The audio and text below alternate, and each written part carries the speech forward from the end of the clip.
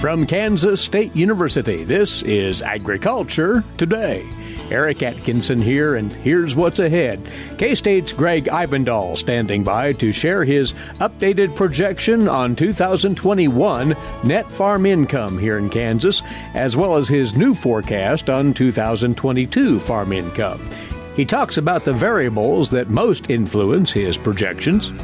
Then, from her latest podcast, K-State's Jaymelynn Farney talks with K-State's Will Boyer and Jody Holthaus about the threat of blue-green algae buildup in our farm ponds, and some things that have been learned about preventing it from becoming a danger to livestock and people.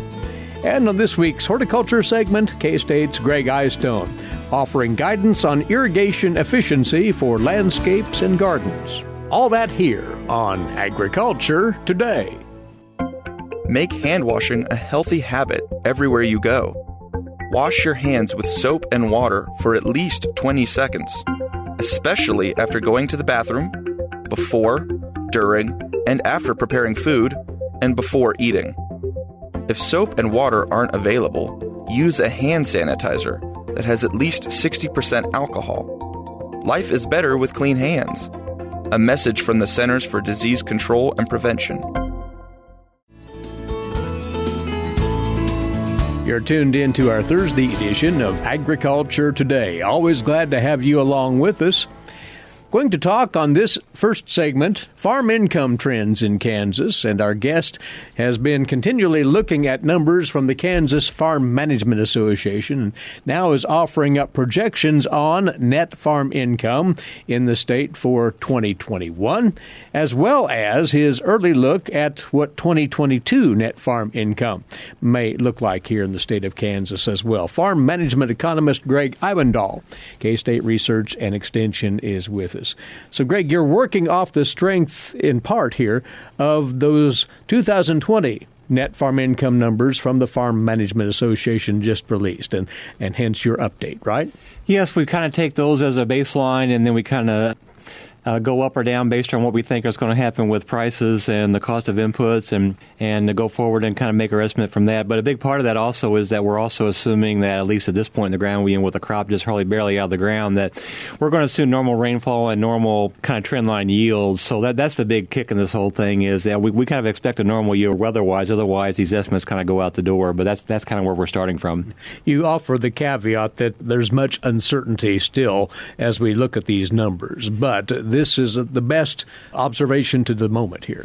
Yeah, and we had some future indexes for a lot of things. So there's grain future prices out there from the Chicago Board of Trade that go to 2023, and then that's really our best guess for what prices are going to be. Now, whether they're accurate or not, now we know no one really knows for sure, but that's our best guess. And we have some idea about a lot of the input prices too, because there are again some future prices, things for like fuel and that kind of stuff too. So we can use those as a guideline.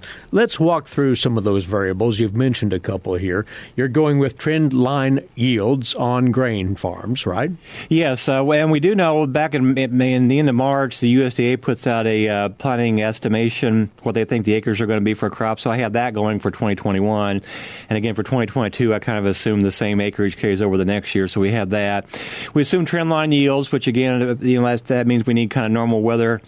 And again, with the expenses, we kind of have an idea which way they're going to. So that's kind of what feeds into my model.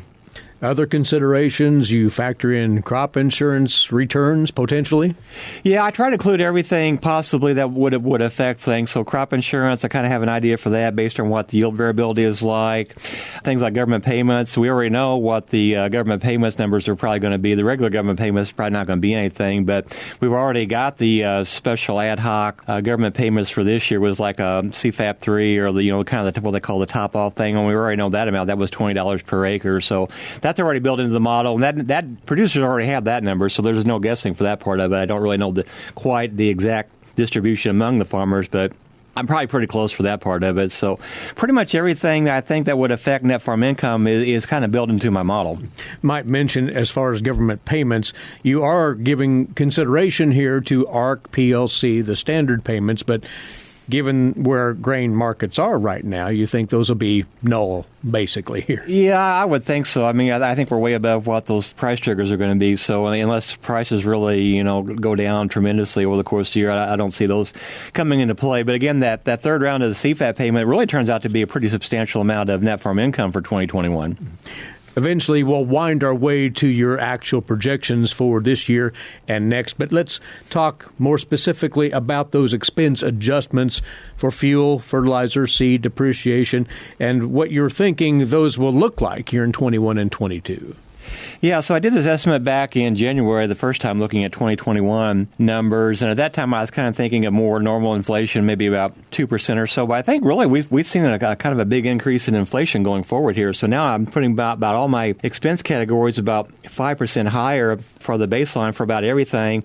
But with the caveat, there's also going to be some items that are going to be a lot higher than that even. So fuel's already been 40% higher than what it was last year for diesel fuel. So that's going to come into play. I'm not sure farmers are going to see all that increase in this year's expenses, but it will certainly show up by the end of 2022. So depending on how you weight that between the 2 years, I think by the end of 2022, you're going to see a 40% higher increase in fuel. Fertilizer, I've done an earlier article about that. It's closely tied to what the seed price is, and it's also tied to what the oil price is. Again, both those things are a lot higher.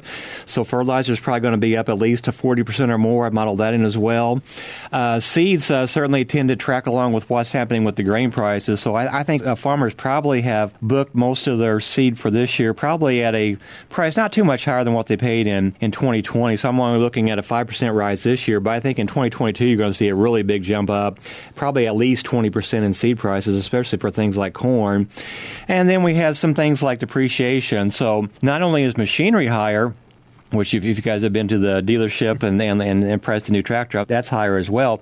But, a big tax strategy for a lot of farmers is that you invest in machinery as a way to reduce your net farm income. And it's a really good strategy for lowering your overall taxable income from year to year. So just the fact that farmers do have more equipment, thanks to last year being a pretty good year, is going to keep our machinery expenses a little higher for the next couple of years as well. And probably further than that, too. So you're anticipating, once again, investments in machinery will rise, maybe not just this year, but beyond? Oh, yeah. Well, with what I'm predicting for net farm income this year, I think you're going to see another big increase in machinery, which is okay. You can almost look at that machinery as being a bank that you can tap into. So during down years, you wouldn't buy near as much or any machinery at all, but in good years, you buy a lot to help lower your taxable income.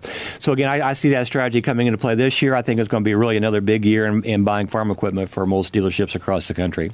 Well, now to the results that you came up with here, Gregg, and we need to start by noting that net farm income in 2020, as we discussed this with Kansas Farm Management Association economists a few weeks back, did rise by a notable number last year, right? Yes. So basically, in my analysis, just looking at grain farms that have 3 years worth of data. So that's a little slightly different mix than what the KFMA reports. But I think the rate of increases are pretty much comparable. So based on my numbers, I saw 2019 at 133,000, and that jumped up quite a bit in 2020 to 187,000. So it was about a 40 or 50% increase in net farm income this last year. Again, a lot of that has to do with those special ad hoc government payments we got thanks to the virus. What are you thinking then for 2021 when it's all said and done? So again, if you look at 2020, that $187,000, that would be close to the top of our net farm income going back historically, even when you adjust that for inflation. So that's almost a record net farm income last year. I think we're going to see about another 25% increase in this current year, which would put us about $232,000, which would easily be a new record for net farm income for the state. So that's a big jump this year and a really big jump the year before. So we probably had about now 6 or 7 years of increases in net farm income, which is really good for farmers. I think in 2015 we kind of hit the low point for net farm income, where it was only about $5,000 or $6,000. So this is quite a change from what it was about 6 years ago. Indeed. So you're again projecting average net farm income $237,000 for 2021. But your 2022 number declines notably from that. Yeah, farmers need to be aware of that, because I think grain prices are going to start to moderate some. But the big kicker in that is going to be the fact that I doubt we have any more. And I should qualify that. You never can tell with what the government's going to do for extra payments. But we don't anticipate any additional CFAP payments which would take our ad hoc payments down to zero for next year. And that, in this current year, in 2021, I'm predicting about $45,000 in ad hoc payments. So if you take that away, that lowers our net income quite a bit. And I think all those expenses are going to finally kick in, that we're seeing the increases are going to fully show up in full force in 2022. So I expect a lot higher expenses in that year as well. And that's going to bring our net farm income down to $106,000. So about over a 50% decrease in 2022. Now, $106,000 is certainly nothing to, when you look at that on a historical basis, that's probably right around what our average has been. So, it's still not terrible, but it certainly is a big drop from what it was, what we're going to have in this current year. Think of it then as coming back to earth from a boom year, maybe an unprecedented year in 2021. Yeah, the thing that really concerns me, though, going forward is I think a lot of these higher expenses that we're seeing are going to stay high for the foreseeable future. So, fertilizer and fuel tends to go up and down based on what's happening with the underlying factors that influence those prices. So, necessarily so concerned about those, but it's things like machinery and seed that once they get ratcheted up, I don't really see them ratcheting down very much. So I think with this higher increase you're probably seeing in equipment prices, I don't see those going back down. So I think in the future, farmers are probably going to have to bite the bullet and just face the fact that these prices you're seeing this year are probably going to go forward in future years. That said, Gregg, from the farm management perspective, with these kinds of expected substantial swings in income, producers' approach to managing through this, what would you share there? Well, again, you kind of need to watch where the money's going, and you just don't buy equipment just to buy equipment, basically. I guess that's, it certainly helps on the evening out your net farm income from year to year, but you also got to watch how much equipment you actually have too. You don't want to get to the point where you really just have equipment that's just kind of sitting around and everything brand new. So keep an eye on that with the idea that, expenses in the future are probably going to stay high for a while. So look for good opportunities to purchase that. With fertilizer prices, I'm kind of predicting them to go up through the fall and maybe start to moderate a little bit. So just keep an eye on fertilizer prices. That's certainly a big expense item for most producers. But, don't be afraid to also save some money and kind of manage that out with how much equipment you need and those kind of decisions. Well, again, it's a summary that Gregg has put together, and you can read the entire account of it on the agmanager.info website. It's titled An Estimate of 2021 Kansas Net Farm Income and a Projection for 2022. Always appreciate the insight. Gregg, thanks for coming over once more. All right, thanks. Farm management economist Gregg Ibendahl, K-State Research and Extension, with us here on Agriculture Today. For information on threatening weather, you should depend on the National Weather Service and their broadcast on NOAA Weather Radio. NOAA Weather Radio is an all-hazards radio network that provides up-to-the-minute weather information, including life-saving warnings anytime, day or night. NOAA Weather Radio also broadcasts information on man-made disasters, such as chemical spills, amber alerts, or other national emergencies. For the National Weather Service, I'm Bill Curtis. Agriculture Today is back now. Well, summer is finally starting to set in now, and with it, the potential return of a problem that has plagued many a farm pond and other water impoundments in recent years, the appearance of blue-green algae, highly toxic to livestock and pets and a health threat to people as well. A host of folks here at K-State have been working on this challenge for quite a while now, seeking out ways to counter blue-green algae bloom, as well as preventing it from developing in the first place. It's the subject of a new Dr. J's Beef podcast, hosted by K-State Beef Systems Specialist Jaymelynn Farney, as she visited with two K-State Research and Extension professionals who've been looking into answers to blue-green algae, watershed specialist Will Boyer, and Meadowlark Extension District livestock agent Jody Holthaus. Here's Jaymelynn. Why are we concerned about blue-green algae in our water sources? Well, the short answer for that is that when the cattle drink it, they die. And beyond that, I mean, it's happening more frequently, and there's been a lot more reports, and a lot of the scientists are saying that it's occurring more frequently, but they don't know why. And not only cattle and livestock, but humans can get rashes. And if you ingest any of it, like in one of our reservoirs, you can actually get some really serious effects happening with your gastrointestinal. Yeah, they say dogs are really susceptible to it as well. What is the difference in a blue-green algae versus just the typical algae you see out in a farm pond? So, yeah, blue-green algae, of course, it isn't actually an algae. It's a bacteria.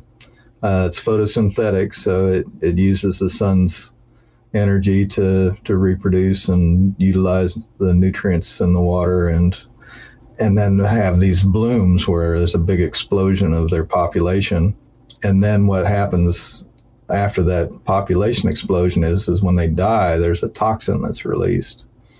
And it may be localized in one area of the pond, and it could concentrate there, or the wind can blow it to other parts of the pond. The blooms are sensitive to how much sunshine we've had and the water temperature. So those are a couple of the main factors. And then the ratio of nitrogen and phosphorus in the water. We usually think of it being a hot weather phenomenon that happens when it's dry and warm, but we've seen it in March in Kansas last year, and it killed some livestock in Miami County. So the thing is scientists don't know everything about it, which we've heard that a lot in the last year about other things. So, and that kind of led me into the next question I had. When do you begin to be concerned about monitoring your water sources for blue-green algae? Well, a lot of times, we don't go to pasture with our cattle until May or June. And so, making sure they have a good water supply when you put them on and just monitor it. Like Will said, it's this strange turquoise kind of color. And I tell people it's a color that you don't usually see in nature. And a lot of times it'll look like someone spilled some paint into your pond with the swirly, like oil film type thing. And it can have a distinct smell to it just all throughout the summer. And especially, I think, when it heats up, you need to be watching for it. They say a while after a rainfall event, too.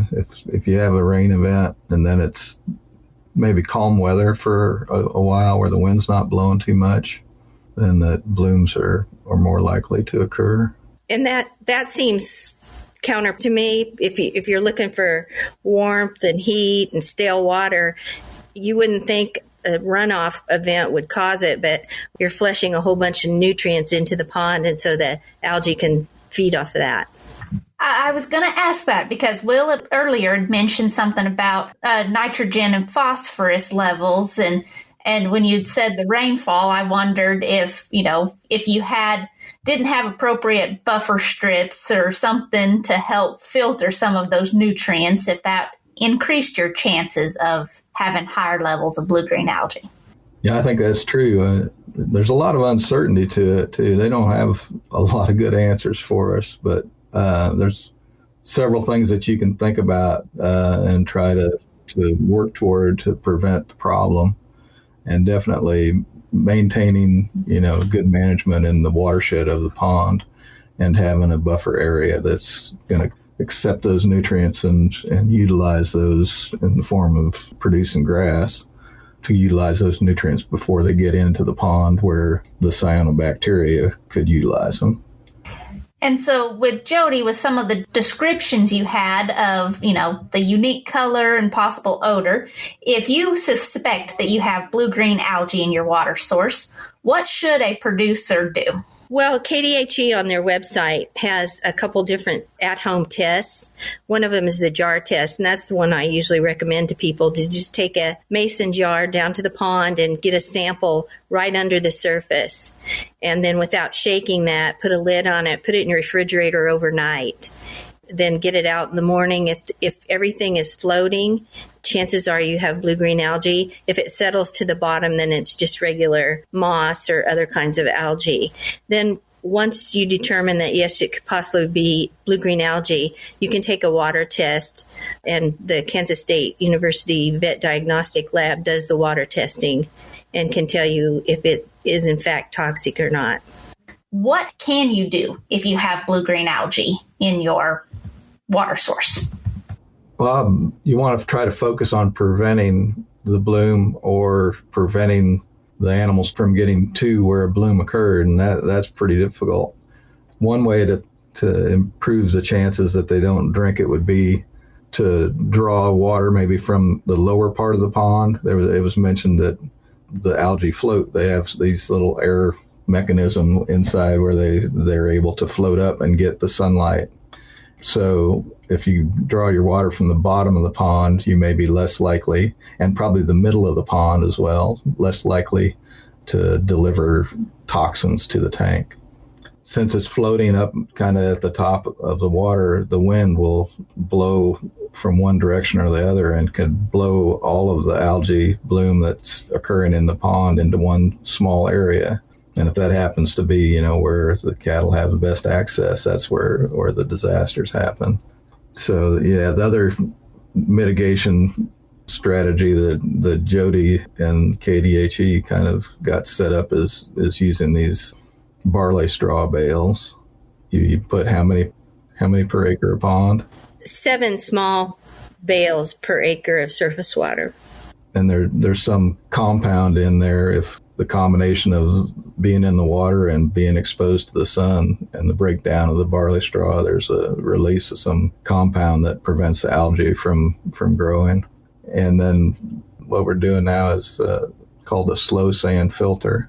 And the positive thing about that we learned from some of the public water supply folks is that it's probably the only treatment method that both treats the algae as well as the toxin.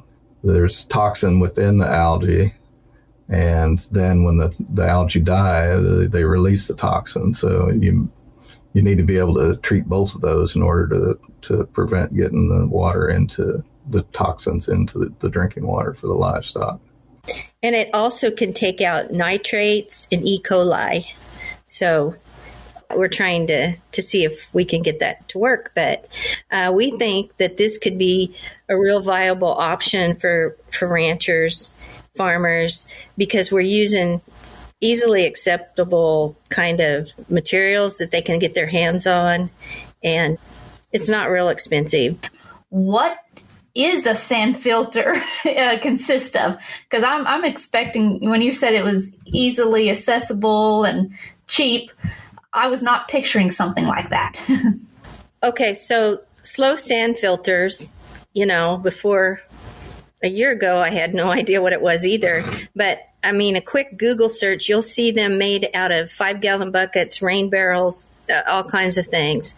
And the quantity of water needed, in a pasture is pretty large. So we just made them in chemical totes that, farmers have access to. And there's a series of PVC plumbing in the bottom. And then you layer gravel and sand.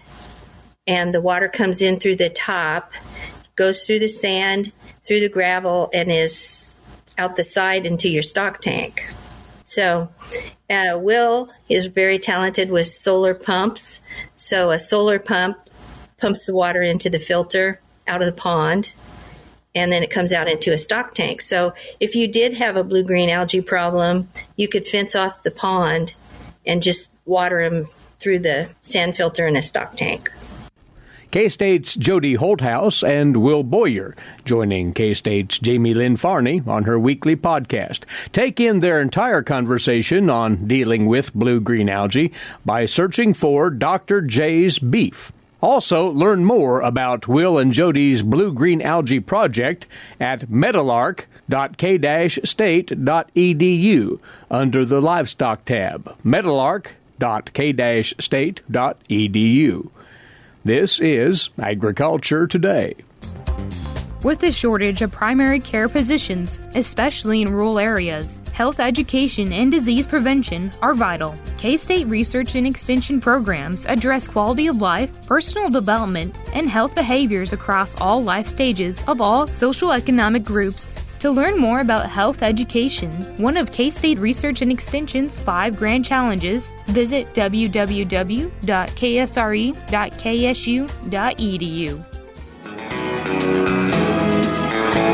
You're listening to Agriculture Today over the K-State Radio Network, now in its 97th year of broadcast service to agriculture here in Kansas and the Central Plains.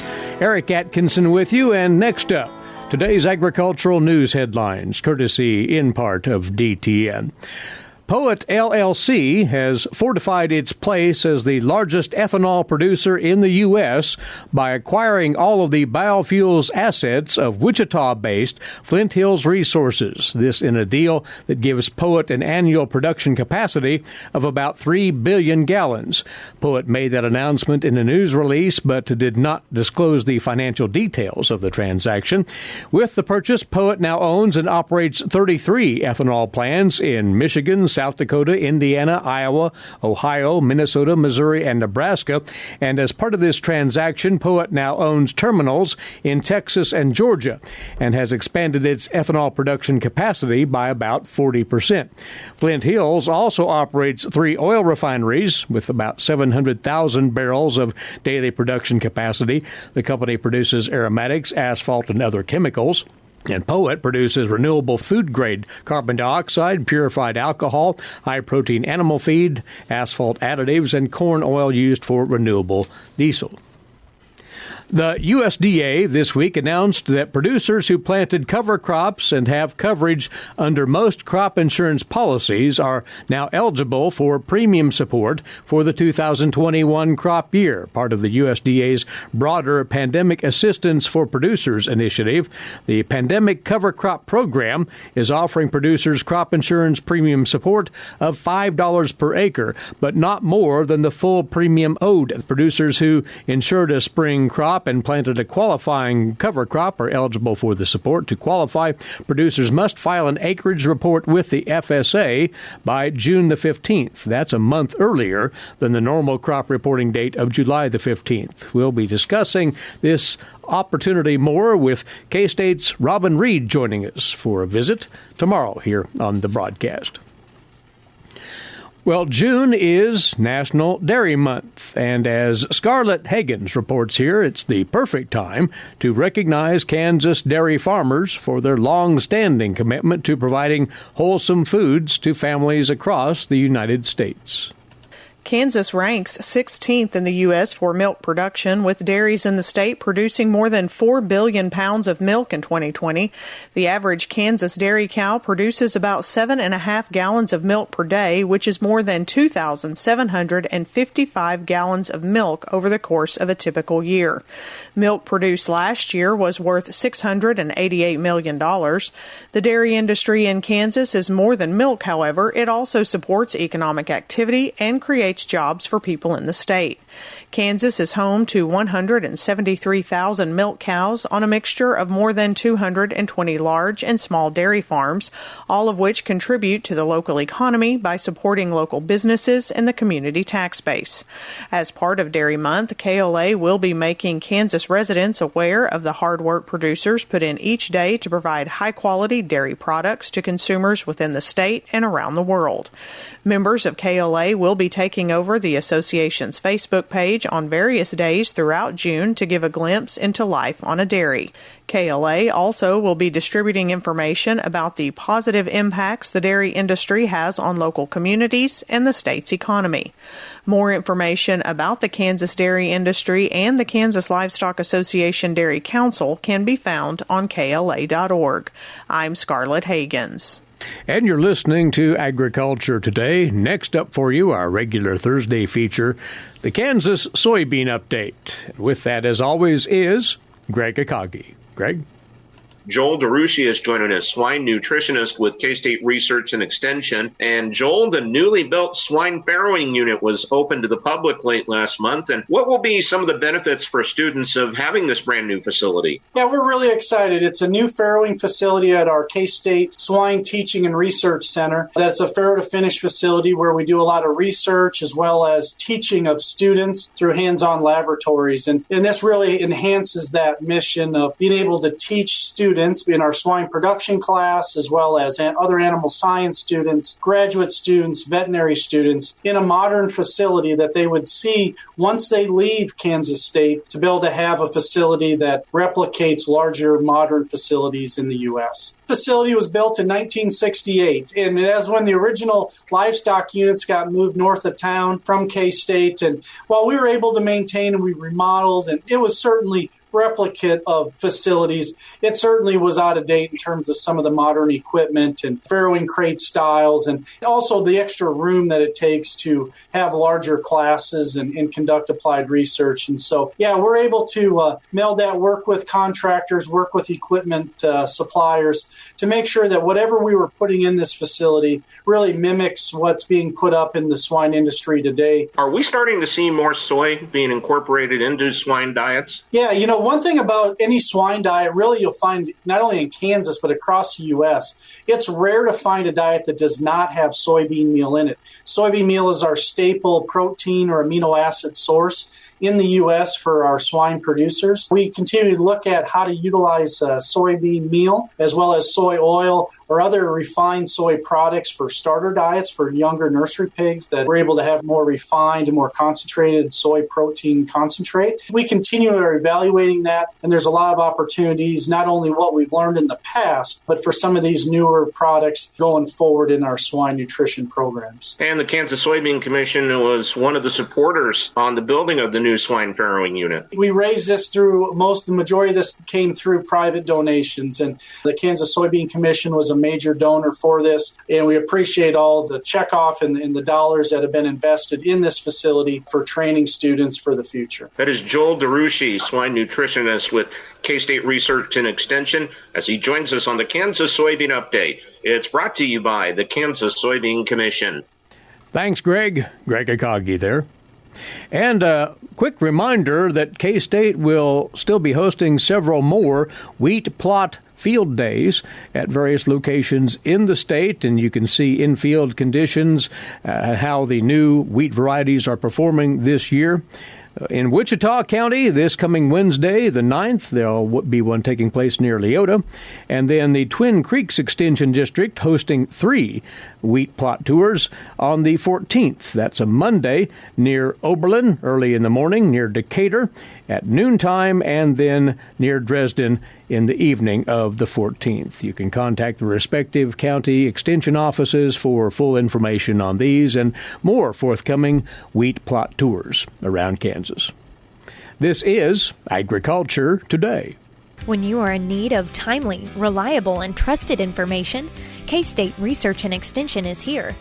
Whether it's organizing people, information, or resources, they have the necessary tools.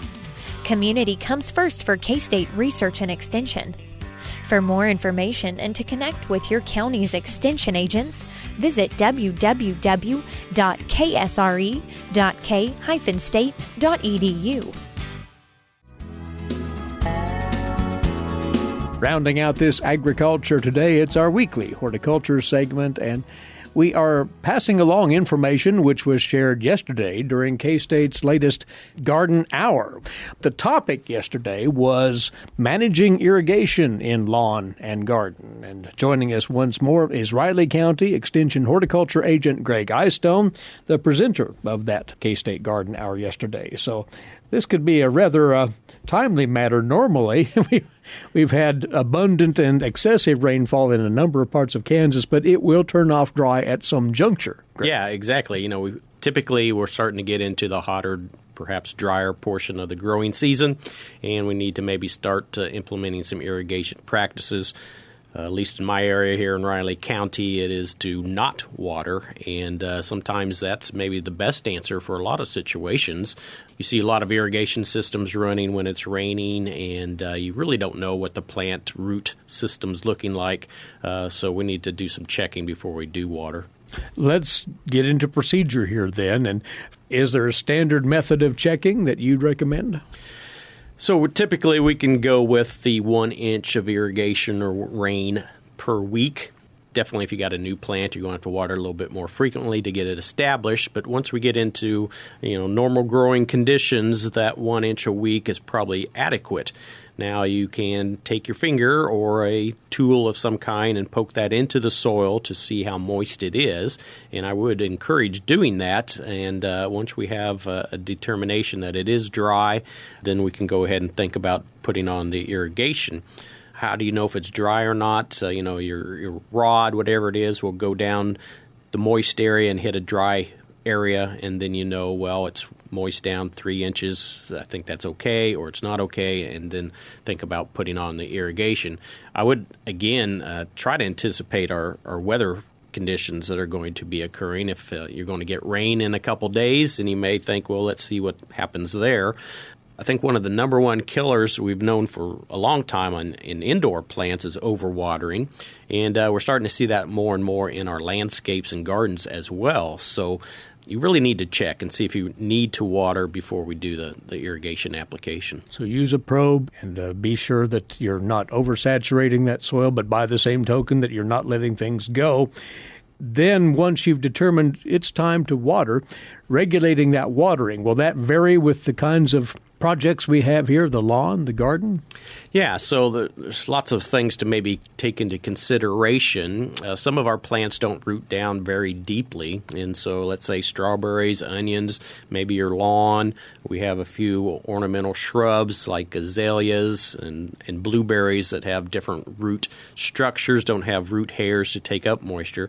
So those are kind of shallow rooted or water-requiring plants, and so again, if you water down 3 to 4 inches on those type of plants, then you're doing a pretty good job of wetting the root zone that's needed for those. And we look into, I break them down into like cool season plants. So we're pretty familiar with cool season type of vegetables, but we also have cool season type of flowers. And those will root down maybe, 24, 36 inches. But typically, if we get water down 12 inches or so, we're doing a pretty good job of wetting the root zone and do a real good job of making your plants healthy. We look at what we call warm season plants. So you're looking at, again, at your tomatoes and your peppers, and we're looking at warm season flowers like zinnias or marigolds. They may root down a little bit deeper and have a little larger capacity to take up moisture. But again, if you check that 12-inch range, if it's moist or not, you're probably going to hit a lot of the root system as well. Then we look into our landscape trees and maybe some of our larger shrubs, and they're going to root down probably deeper than the other plants and get established. But again, most of those roots are in that 12-inch zone. And so, because I can't remember a lot of details, if you're measuring most of our plants 12 inches into the soil, if it's moist in that zone, then we don't have to water. And as that dries out, you, again, anticipate weather patterns and may need to turn on the irrigation requiring. So we'll just see. Would pay to understand the physiology of one's plant material, it sounds, Greg. Yeah. So again, there's lots of angles, I guess, we can take at irrigating. And another strategy, I say, are you trying to grow the plant or just maintain the plant? So, our vegetable gardens, we're basically growing those. So those we want to keep moist more frequently and keep an eye on it. But let's say an established tree or shrub that you're just wanting it to, be healthy, that can, maybe every 2 weeks check the soil moisture. That's an established plant. And if it needs water, do that. Otherwise, we may get into a weather pattern where nature takes care of it as well. A drip irrigation is probably the most efficient way of getting water to that root zone. But many of us have large areas that maybe we're using a sprinkler system of some kind. And so, again, we want to make sure that is getting into the soil and not accumulating and either running off or hitting hard surfaces, areas that don't require the water. And so you just got to kind of monitor that. I think kind of something people don't maybe realize is that with like a clay soil, which many of us claim to have, we call it gumbo or something else, it can take up to 4 hours for that water to get down into that root zone that we talked about. And that's a long time to be irrigating. And you don't typically see that or set that irrigation system up for that, but it needs that slow penetration of water. So in those cases, many times you do get some puddling or runoff, and then you have to shut your sprinkler off and then hopefully let it sit for a while and then turn it back on. I still like the rule of thumb of an inch of water per week in a 24-hour time frame. And so I'm not watering it 3 or 4 times a week. I'm watering it one time good and deep if I can. And so I think that would benefit most of our plant material to follow that kind of a system. I do recommend a rain gauge in your yard, maybe two, one in the front, one in the back. It seems like there'll be quite a bit of difference from the front and the backyard for some reason. So it's not a bad idea to have a few rain gauges stationed throughout your property to make sure you know what's going on.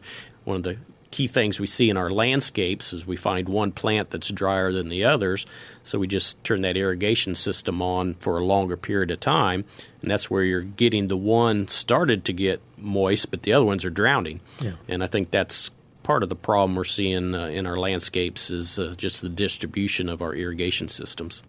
Gregg, thanks for passing all of that along. Good to have you over once more. Thank you, Eric. He is Gregg Eyestone, Riley County Extension horticulture agent. And once more, he presented this information on irrigation for lawn and garden on the most recent K-State Garden Hour webinar yesterday.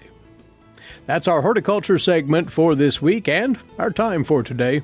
Thanks for tuning in. Please be back with us here tomorrow. Until then, Eric Atkinson for Agriculture Today. This is the K-State Radio Network.